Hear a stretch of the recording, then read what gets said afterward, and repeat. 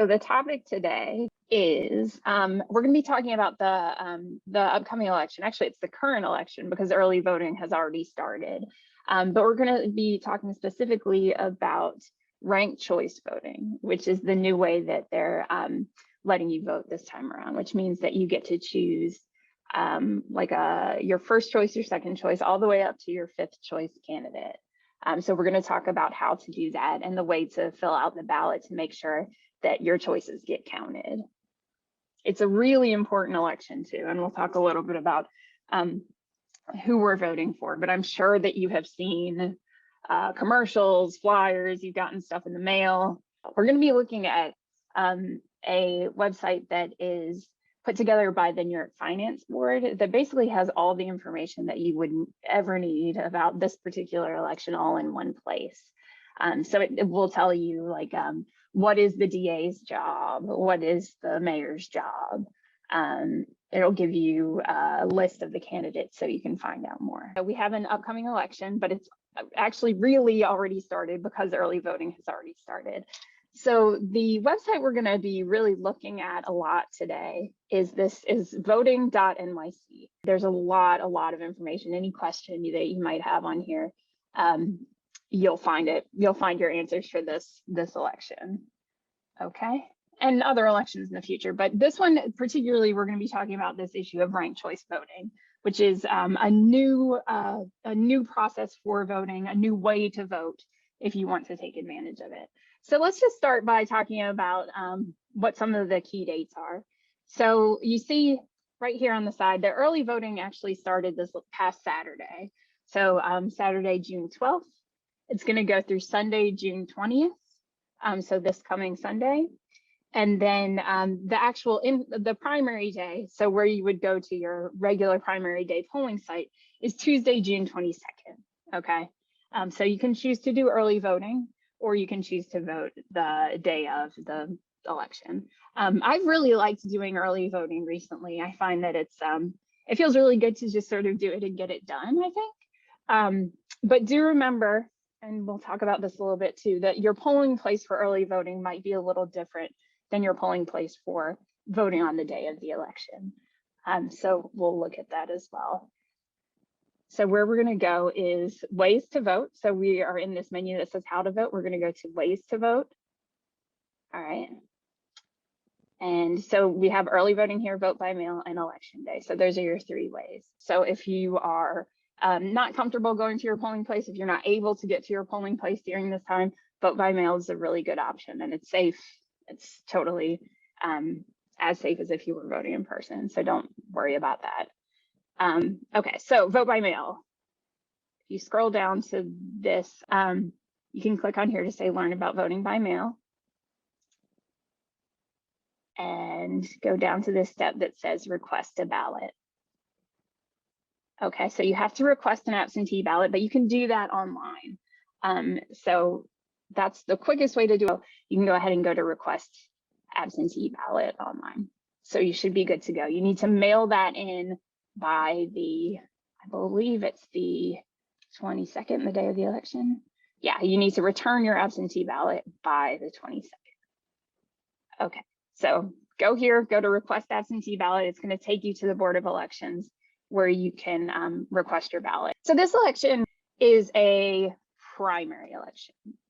And what that means is that in order to vote in this election, you need to be registered with a political party. So the Democratic primary and the Republican primary are happening at the same time. So what that means is it means that there are multiple people that are, say, trying to be on the ticket in November to be the Democratic candidate for mayor. So this is the election where we choose which one we want to be the Democratic candidate for mayor and comptroller and all of these offices. So this is sort of like the preliminary before the vote in November. The issue here, though, is because so much of New York votes Democratic, this is kind of like the bigger election for us in some ways, because generally speaking, for mayor, for comptroller, for those city offices, the Democratic candidate almost always wins at this point. So if you are a registered Democrat and you are able to vote in the primary election, please do so, because this is a very, very important election.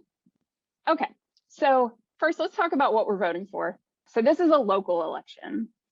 We're gonna say 2021 races. Okay, this is who we're voting for in this election. So we're voting for the Democratic candidates or Republican if you're doing a Republican primary, but you're voting for the party candidates for these offices. So mayor, which is one of the ones that we've probably heard the most about, public advocate, and look, it'll show you what these positions do as well. So the public advocate is a non-voting member of the New York City Council. They introduce and co-sponsor bills in the City Council and provide oversight for city agencies. And this is a big one: investigate citizens' complaints about city services. Okay. The comptroller, generally what they do has a lot to do with the budget and allocating money. And then depending on what borough you live in, you're going to vote for a borough president. So a candidate for borough president. So you're not going to vote for all of these. It's just the borough that you live in.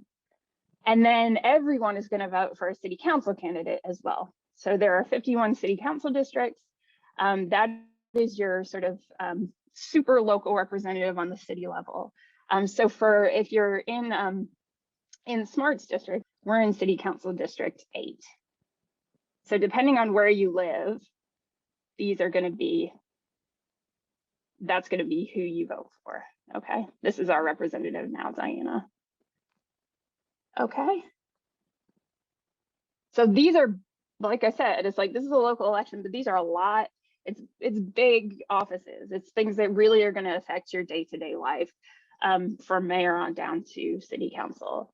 So please do vote. Please do pay attention. And if you need to find out more about the different candidates, this is a good place to do that too. So if, say, you've heard some of these people's names for mayor, you're going to come down here. You can find out first what the mayor does. You can go to primary candidates, and I'm just going to say Democratic. So you can see what their top 3 issues are, and then you can learn more about each of the candidates. So if there's a lot of people running, it would be helpful to do a little bit of reading before you get there to make sure who you know, and you know who you want to vote for. Okay, so let's talk about ranked choice voting. So that's the new thing that's happening this time. So it used to be that you would just go in and say, you know, here's my choice for mayor. So I choose my person for mayor, move on to the next thing. What they have done now is this thing called ranked choice voting, and it is kind of what it sounds like. So what it means is you can rank up to 5 people for local offices. So this is not when you vote for president. This is not when you vote for your Congress people or things like this. This is just for local offices. So for all the ones this time, mayor, comptroller, borough president, it's going to be mayor, public advocate, comptroller, borough president, and city council. So all of them except DA are going to be ranked choice. Okay. So what that means is you can choose up to 5 and rank your votes. So you can still vote for one person for each office. That's fine. If you want to do that, that's totally fine. What ranked choice voting allows you to do is to say, okay, this is my second choice, my third choice, my fourth choice, my fifth choice. So if your first choice is not like gets eliminated in one of the rounds of voting, then they'll move on to your second choice. So basically what they do is the first time around, they're going to count everybody's first choice votes. And the person who has the least number of votes is going to get eliminated from competition. So if you voted for that least number of votes person, they'll go to your second choice and add that in. And so what they're trying to do is get to a candidate getting over 50%. So they'll do that, those rounds of voting, knocking one person out each time, all right, until they get to somebody who's gotten over 50%. So if the first time around somebody gets over 50%, they're done. They're good. With everybody's first choice, somebody gets over 50%, that's the winner. But since there's so many people running, sometimes it's hard for them to get to 50%. So that's why you have your second, third, fourth, and fifth choices. Because if somebody that you voted for first or second gets eliminated, you then still have a choice for third or fourth or fifth. And some of the reasons why they did this was actually a ballot. It was something that was on the ballot. People voted for ranked choice voting. And the reason people voted for ranked choice voting was because the city was spending a whole lot of money doing what's called runoff elections, especially for primaries. So what that means is like there would be two candidates who got, the highest amount of votes, but neither of them got over 50%. So they have to re-campaign and do a whole other election just to figure out who won. And that's super expensive. So this is a way to make sure that we can get to that 50% without having to do a whole other election. The other thing that's really helpful about this too is that, think about it, in the past, like if you voted once, like let's say you voted for, your one choice for mayor, which is how we did it in the past. If your choice for mayor didn't win, then, that's it, that's over. It's like you voted, that person didn't win. You don't really have much of a say in how other people voted for the person who did win. In this case, if your person doesn't win or gets eliminated in one of these rounds, at least you get to say who your second choice is, and then that counts. So you have more of a say in who wins overall, especially if your first choice candidate doesn't win. So it gives you a little bit more control there, and it gives you, the opportunity to say, like, these are the people who, like, this is my number one person. This is the person I really want to win. This is the person that I like a lot, but not my number one. Then you get to say, these are some other people that I sort of like. And then the last one is like, this is someone I could live with. Okay, like this is someone I'd be okay with, having in office. We're going to look at a sample ballot too about how to do this. The thing to keep in mind too is if there's somebody that you really don't like a candidate that you're really not into, that you do not want to be in office, don't rank them at all. Like, don't even make them your fifth. You shouldn't fill in any bubbles for candidates that you don't like. Your fifth choice person can be somebody who's like, is certainly not on the top, but you wouldn't be upset if they were in office.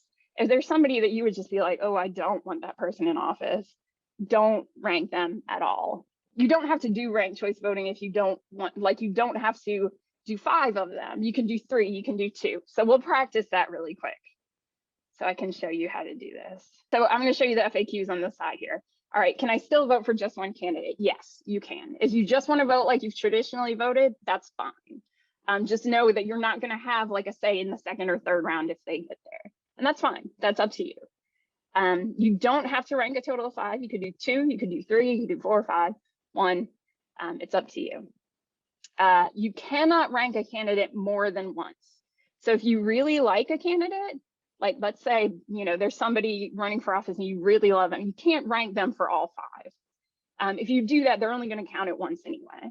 And you can't put anyone in, you can't say like, I have a tie for third or I have a tie for first. You have to do it one individual one for each ranking if you're going to rank. Okay. So let's look at a practice ballot. So in New York, generally, we're going to be voting on paper. So this is an electronic version of how you would do this, but this is just an example of how you would go about doing this. Okay, so let's say this is your ballot. This is who's running for mayor, but we've got it in colors. Okay, so let's talk about some ways that you could vote. Okay, so let's say you're just comfortable, you really only have one choice, like you only want one person. All right, let's say you are really into that blue candidate and you don't like anybody else.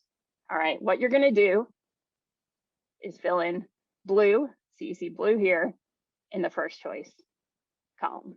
Okay, that's all you want to do. Let's say that's all you want to do. We're going to say check this ballot to see if it's okay. Okay, cool, we're good. All right, so you can do that. You can vote sort of traditionally like you have in the past. Okay, let's try again.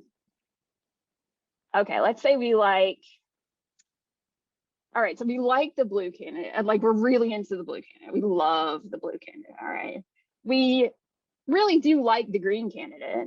So for the green candidate, we're going to put them second choice. We feel okay about purple. All right, we feel okay also about orange. Okay, But we actually don't, we really don't like yellow or pink. We wouldn't actually want them in office. So look, we only have 4 here, but we have a first choice, a second choice, a third choice, a fourth choice. We don't want to rank a 5th choice, and that's okay. So let's make sure that's all right. Cool, we can do that too. All right, we could do, okay, let's say we love blue so much that we want blue in every single category. We want nothing but blue, all right? Let's see what that does. No, we can't do that. We can't do that. So 1 candidate, 1 rank, all right? If you do this, the machine should still take your ballot, but they're only gonna count that first one. So don't do this. It runs the risk of like maybe messing up your vote. So just, if you love the blue candidate, give them first choice, that's it. This doesn't make it any better for them, okay? Let's try another one that is a little funky. So let's say, okay, we went blue. We like green. Purple, like, is, yeah, could be 3rd or 4th, and then pink is 5th. Okay, let's see how that goes, because we didn't want to differentiate between 3rd and 4th here. Let's see. Okay, we can't do that either. So remember, 1 candidate, 1 ranking, okay? You can't give 2 rankings to any of them. Let's see, what if we said purple is 1st, pink is 5th, and that's it? Nope. So there's a gap in your rankings. You need to fill in those gaps, all right? So if you have 2 people, like, you would make pink your second choice, all right? So don't have these big old, 1 1st and 1 5th. If you do your research beforehand and you're like, okay, I have a top person, but then I also like feel like I like the second person and the third, it's worth doing. And here's why, is because your first person might not win. And you want to be able to say, I have a second choice too. Like, and that also means that if you have somebody that you really don't like, that's 1 less vote for them as well. The other thing to keep in mind with this too is that doing ranked choice voting, it doesn't in any way hurt your first choice candidate. Okay, so it doesn't make your vote for your first choice candidate any less powerful. That's still exactly the same. And if your first choice candidate is in, gets to that top 2, then that's all they're going to count anyway. It doesn't in any way challenge that vote. The only way that your first choice vote isn't going to be counted in the final thing is if they get knocked out because they don't have enough votes anyway. But then still your second choice vote will get counted. So it really does give you more say to do ranked choice voting if it's something that you feel like doing. That's one of the reasons why we're doing this, is just so you feel comfortable doing that and you don't get into the voting booth and think like, what is this? Because they'll have instructions on your ballot as well, but sometimes it can be really overwhelming to try and figure that out right then. I know I've gotten a ballot before and I've looked at it and been like, what? Like, what am I supposed to do?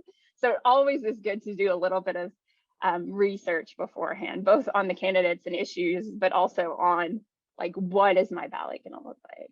Okay, where to vote. So we're going to scroll down. I think this is on the bottom of most of the pages on this site. So just look for Find My Poll Site. Okay, Find My Site. So this is important. So when you do this, note, early voting site. That's going to be at Jackie Robinson for this address, okay? So if you're voting anytime between now and Sunday the 20th, that's early voting. And you want to go to your early voting site, which is going to be different than your day of the election. And so here you can scroll down and it'll tell you what hours you can go by there, okay? See, look, it goes through Sunday. But then election day, Tuesday the 22nd, is going to be PS 57. So make sure you know that distinction. So if you're early voting, make sure you're going to your early voting site. If you're voting the day of, make sure you're going to your election day site, okay? There are some positions that are just 1 vote. So the 1 vote, I think in this one is DA. I think that's the only one, is the one that you can only vote for 1 person, okay? So keep that in mind. So when you see the district attorney one, there will be there will be instructions on there that say, you know, that you can only vote for one in that one. Just keep that in mind. And again, too, when we do national elections, we're not going to have ranked voting for like president and stuff like that in upcoming elections. This is just very particular to these offices. They're giving us that sort of ability to do that for mayor and city council and those sorts of offices. Also, this is something that they've been saying all over the place. The ballot is two-sided. Make sure you flip that ballot over, because if you don't vote on the back, you're not getting all your votes in. Make sure you flip it over. They might look at that at your polling place, they might not. So just remember, flip the ballot over, and always do that, because it's always possible that there's something on the back, but this time there definitely is. So make sure you fill out the front and then you flip it over and do the back. Oh, and then there are a few local ones as well. So you might in your district have something like, is the female representative of your district, or like the judicial like a liaison to the judicial something, like those are farther down on the list. Those are also, I think, going to be one choice, but just look out for those as well. It's these big ones. Okay, let's go back to ranked choice. So just so you know exactly which ones are going to be ranked choice: mayor, public advocate, comptroller, borough president, and city council. Those are your 5 that are ranked choice. If there's anything else on there, it's going to be a single vote. Okay. Our good things about early voting is that if it is a real busy election, you don't generally have to wait online as much with early voting. So for the presidential election, we definitely did have to wait online, but for local elections like this, local primaries, you can probably get in and get out pretty quickly early voting. You know, you might be able to the day of too, but it might be a little bit more crowded. I just like getting it done. I like having my little sticker. I like being like, hey, I voted, I did my thing. So just keep that in mind. And happy voting. I know there's a lot going on. I just want to make sure that you have the tools you need to vote. Okay. Bye.